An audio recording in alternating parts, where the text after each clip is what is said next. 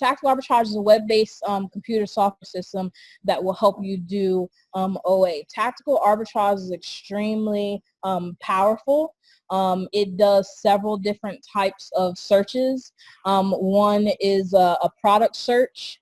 One is a wholesale search, so you can use it to evaluate wholesale lists, an Amazon flip search. A reverse search where you can put in ASINs or UPC codes and it will tell you where to find products from, a library search, and then it does a couple of analysis things, so product variations and the tactical edge. So it is a powerful software, but you have to know how to use it to get information from it. So today I'm going to be talking about a product search. If you want more information on tactical arbitrage, I have done a session on a reverse search that is in the Facebook group. And then if you go to the website and you go to the Q&A section, all the way at the bottom, we did a session with Chris Grant where he went through several types of searches. The interface is going to be a little bit different because tactical arbitrage has been updated since then, but the methodology is the same. So I'm just going to talk about a product search today. If you're interested in other searches, fill that out on the survey.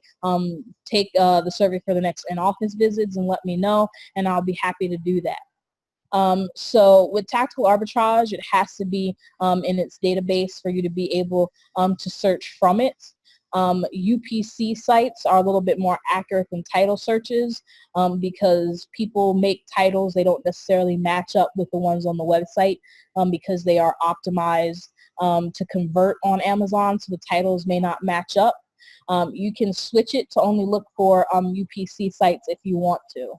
You have to make sure that it's on US and .com, but these should be the defaults, but you can use them in other countries. So the website has to be in here. It will tell you if it's a UPC or a title search right in here. So I'm going to go to Belk and put that on here. And then if you click on this blue button, that'll take you to belk.com. The next question is the category, but all this means is the URL. Alex Moss created this, and he's in Australia, so some of the terminology is a little bit off. So if I click on this, I can go to Belk's page, and I have to be on a page with products on it. So I can't take this URL, put it in tactical arbitrage, and expect to get results back. So I need to go to women's, and select a category to get that information. So this has 2,825 products on there.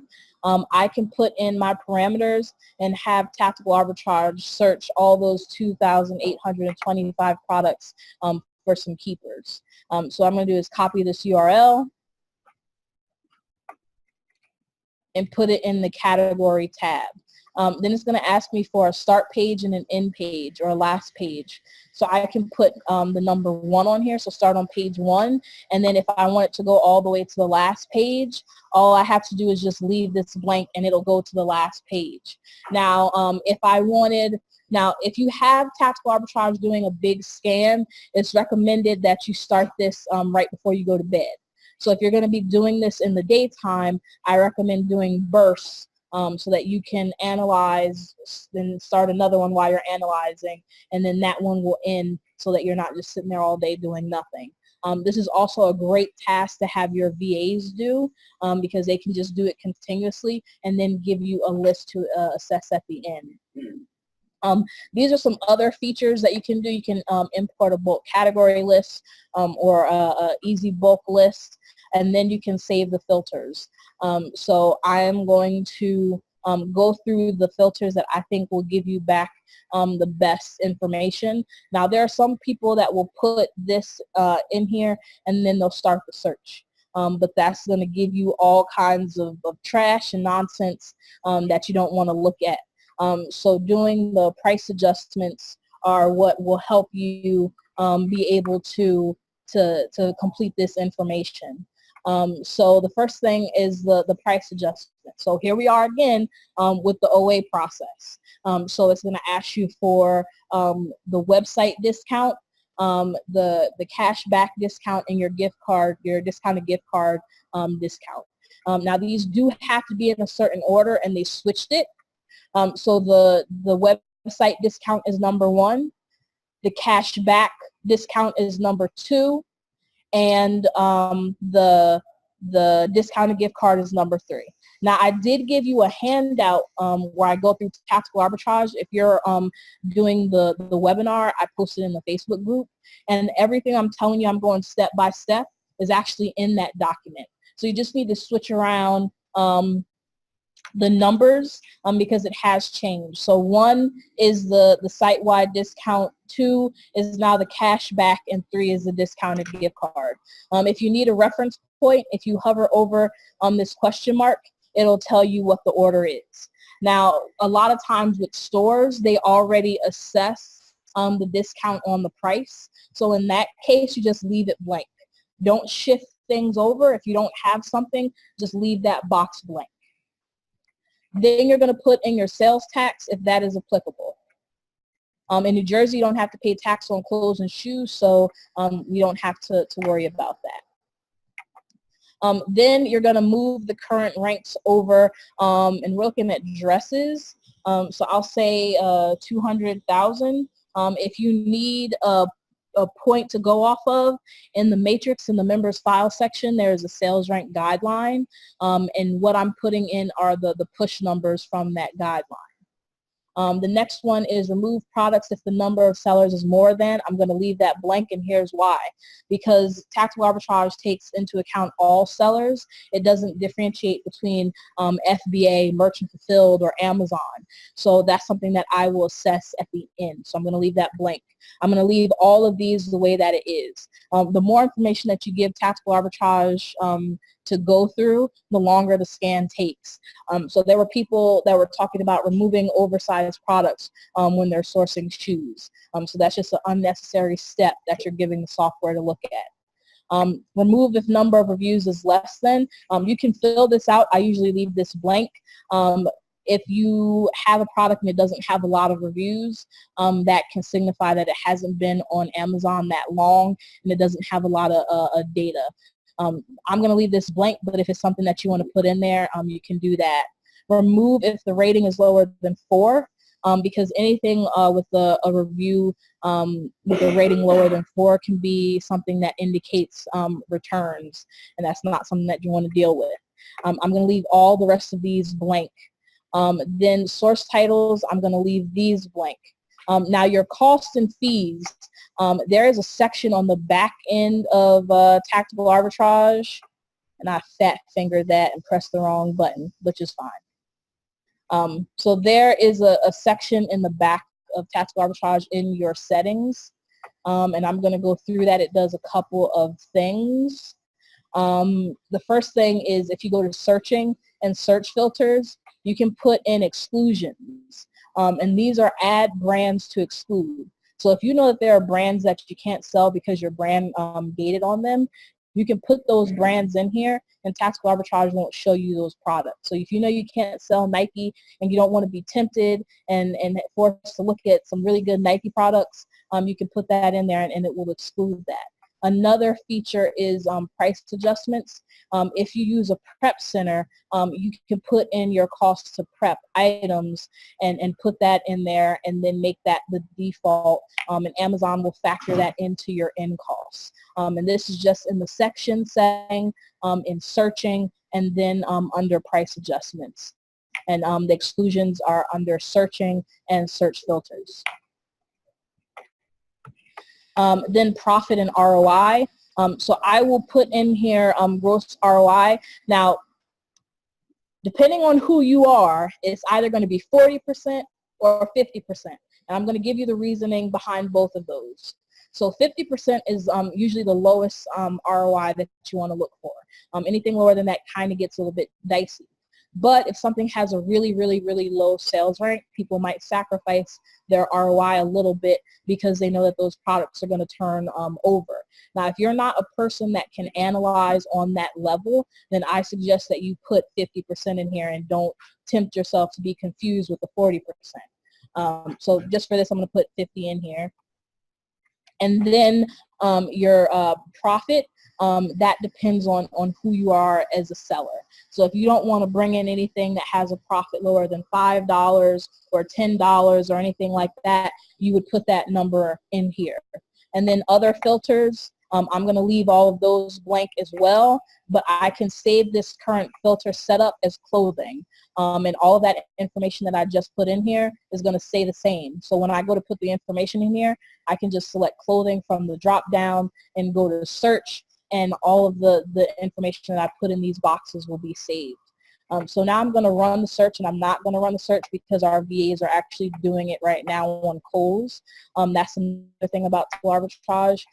You can only run one kind of search at a time. So you can run a product search, an Amazon flip search, a reverse search, a library search, a wholesale search, all at the same time, but you can only run one of those at the same time. So I can't run 2 product searches at the same time. So I'm going to go to view data.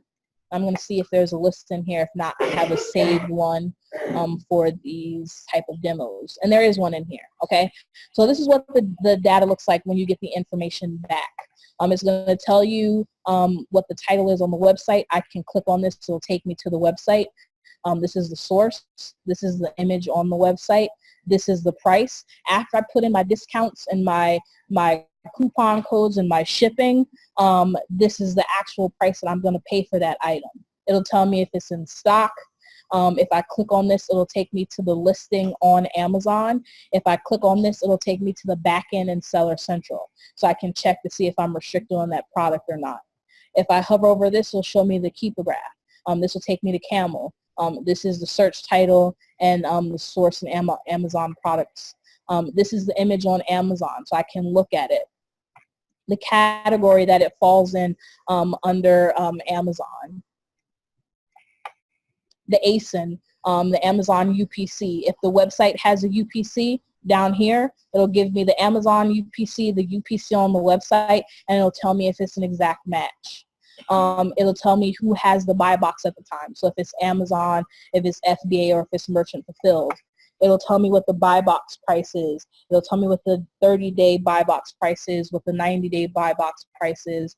It'll tell me what the gross profit is, the gross ROI. It'll tell me the number of sellers. I'll come back to this symbol in a second.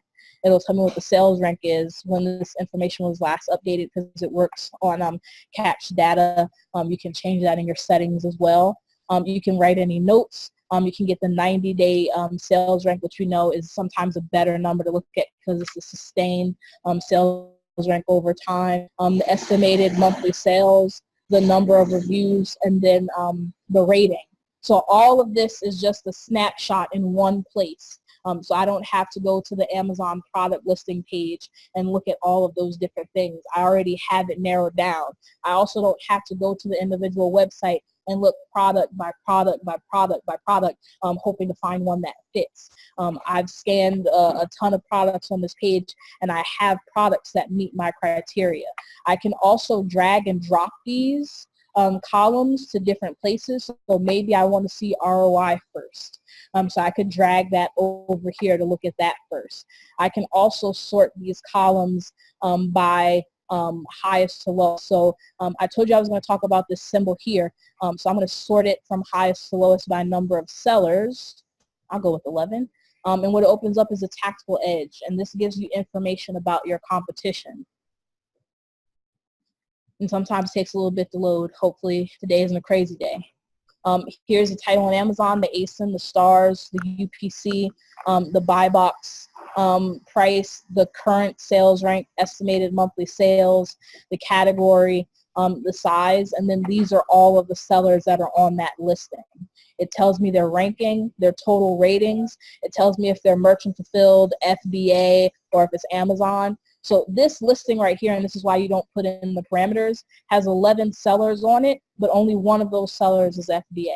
So I know that if I went on that listing, I would have a little bit of an edge because I am Prime and I get 2-day shipping. Here's the price, how much they have in stock. Now it only goes to 10, so you're still going to want to use how many extension.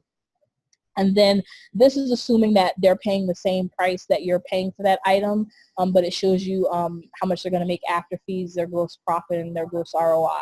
And it tells you what the fees are. So this gives you some good information about your competition. Now I'm going to go back and talk about a feature or something on tactical arbitrage.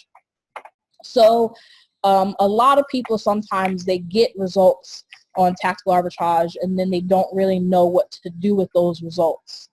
So I'm going to attempt to show you what you can do with those results. So what I would do once I have this information is go on Amazon on the product page. Then I would go to the variation viewer. I just have to wait for it to load. Sort it by number of reviews because that's going to give me what the most popular variations are. So I know that I'm looking for a size 8 black and white, a medium size 8 cool gray pure platinum white, a size 9 black and white. And then I'm going to go back to tactical arbitrage and then go on that website and see if I can buy those products. So that's how that works. And then you can also put your cost into tactical, or not into tactical arbitrage, into RevSeller and see what your profit is going to be. Because oftentimes people get the results in tactical arbitrage and they're like, okay, I don't know what to do with this. So that's what that step looks like. You're seeing what you can buy and what is profitable. So just from this search right here, just from this one piece of information, I could potentially find 3 to 5 to 10 different products to buy just from that one search result. So don't underestimate the power of the search results that you get back from tactical arbitrage. Does that make sense? Yes, Manchu.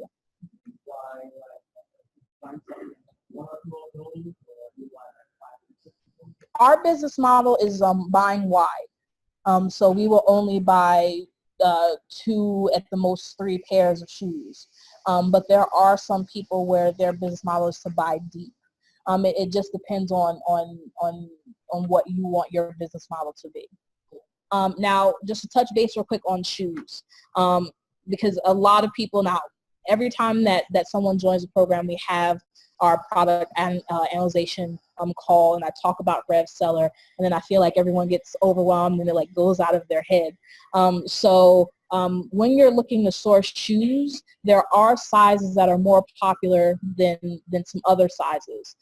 For women, the most popular sizes are size 8 to 11, and for men, the most popular sizes are 9 to 12. The colors are black, white, gray, and brown. Those are the most popular colors. Now, people can't control the size of their feet.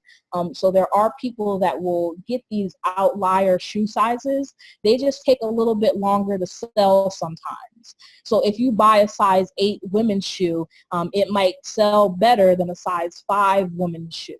So that's something to take into consideration. I myself am a size 7.5, and personally, when I go out shoe shopping, it's hard for me to find a shoe because I am outside of those popular sizes. So that's something to think about and take into consideration.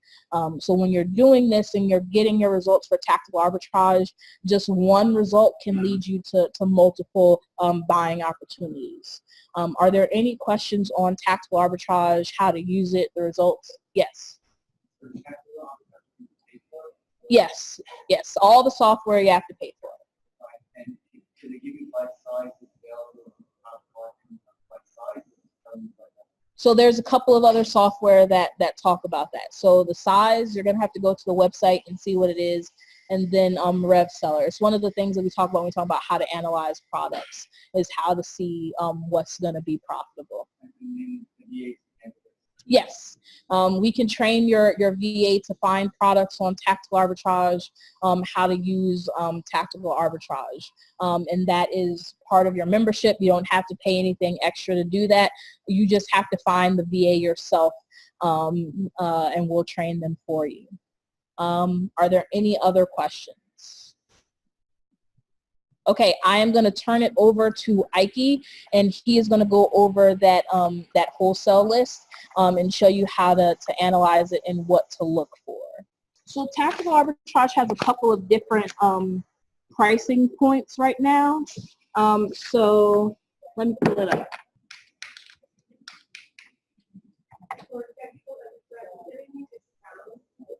No, they just recently changed their pricing, and because they know that is good software, they like don't want to give anyone a discount.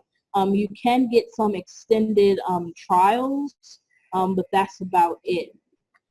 So they have different membership levels. So there's the full site where you'll get all of those sourcing methods that we talked about. Then there's the online arbitrage one where you just get the product search that I went through, and then the reverse search, which is the one where you put in the ACEs and it tells you the stores to find the information at. There's a wholesale one where you'll just get the feature to analyze a wholesale list. There's the arbitrage plus wholesale, which will get the product search, reverse search, and the wholesale, and then the flip pack one. So most people will get the online arbitrage one or the arbitrage and wholesale